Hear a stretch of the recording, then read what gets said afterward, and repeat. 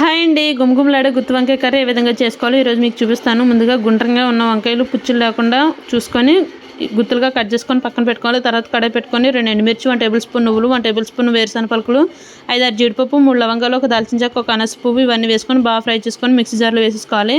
తర్వాత కడాయి పెట్టుకొని 1 table spoon oil వేసుకున్న తర్వాత జీరా అండ్ ఆనియన్స్, టొమాటోస్, పచ్చిమిర్చి ఇవన్నీ వేసుకొని కొంచెం సాల్ట్ కూడా యాడ్ చేసి బాగా మగ్గిన తర్వాత అదే మిక్సీ జార్లో వేసేసుకొని చిన్న చింతపండు కూడా వేసి పేస్ట్ చేసి పక్కన పెట్టుకోవాలి.